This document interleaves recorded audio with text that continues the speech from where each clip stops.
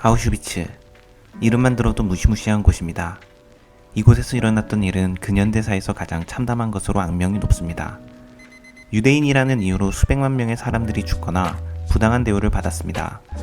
오늘 소개해드릴 책 죽음의 수용소에서는 저자 빅터 프랭클이 직접 겪은 수용소에서의 일들을 적어놓은 책입니다. 수용소 생활의 처참함은 이루 말할 수가 없을 정도입니다. 제대로 식사를 할 수 없어 수감자들은 모두 영양실조에 시달렸고 극한의 노동과 질병, 무엇보다 언제 죽을지 모른다는 압박감 속에 하루하루를 근근히 살아야 했습니다.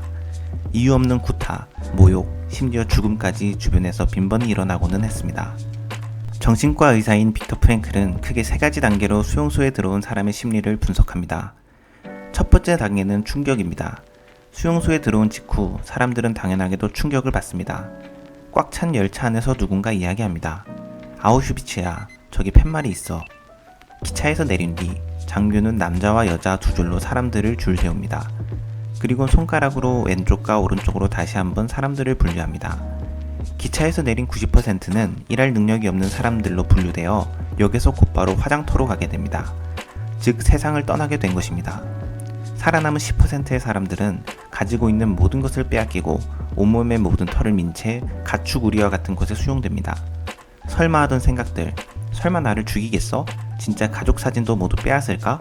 라는 것들이 모두 무너지며 사람들은 충격을 받게 됩니다. 두 번째 단계는 무감각입니다. 빅터 프랭클은 이 단계를 정신적으로 죽은 상태라고 이야기합니다. 처음 수용소에 들어가면 오물을 치우는 일을 배정받게 되는데 오물이 너무 많아서 치우다 보면 얼굴에 오물이 튀곤 했습니다. 그러나 그것을 닦으려고 하거나 조금이라도 싫은 기색을 보이면 카포에게 가차없이 폭행을 당했습니다.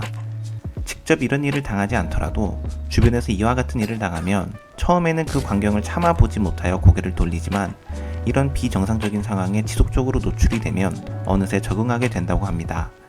그것이 일상이 되어버리기 때문입니다. 결국에는 주변에 누군가가 죽으면 신발이나 외투, 하다못해 먹다 남긴 지저분한 간자까지도 손을 대게 됩니다.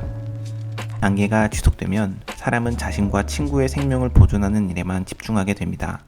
이런 긴장 상태가 계속 유지되면 정신세계가 온전히 유지되지 못하고 오히려 퇴행하게 됩니다.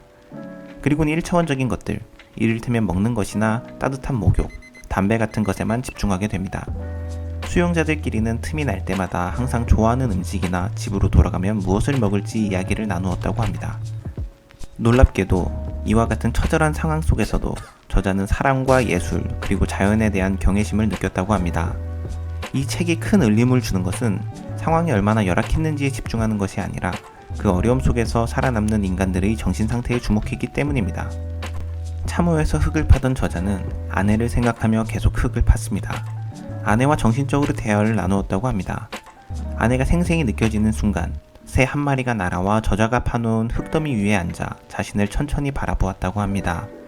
초라한 임시막사 위로 펼쳐지던 석양과 수용자끼리 노래를 부르고 시를 낭송하는 놀이들, 작은 유머들은 수용소 생활을 버티게 하는 요소들이 되어주었습니다.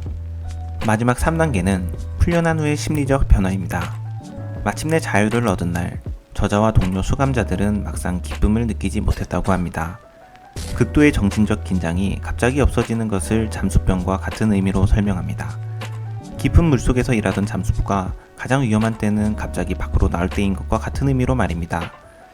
수용소에서 인간이 겪을 수 있는 가장 큰 고통을 겪고 난 뒤 막상 자신을 기다리는 사람이 이미 세상을 떠나버렸다던가 살던 집이 없어지고 다시 시작해야 한다던가 하는 또 다른 시련이 눈앞에 닥쳐오게 됩니다. 끝나지 않는 시련을 받아들이는 것은 정말 성숙한 일이고 또 어려운 일이라고 생각됩니다. 정말 많은 생각을 하게 되는 책입니다. 저자는 나치 독일의 만행에 초점을 두지 않고 수용소 내의 수감자들이나 카포, 감시병들의 심리를 위주로 서술하고 있습니다. 때문에 상황에 비해서는 상당히 담담하게 수용소 내의 지옥도를 그려냅니다. 같은 수감자임에도 감시병들보다 더욱 악랄한 사람도 있고 감시병임에도 친절한 사람도 있습니다. 각자가 가진 인간성이 적나라하게 드러나는 수용소에서 자신의 이득이나 생존을 위해 서슴지 않고 행동하는 사람도 있으며 어떤 요리사는 건더기를 공평하게 배식하기 위해 식판을 든 사람의 얼굴을 쳐다보지 않기도 합니다.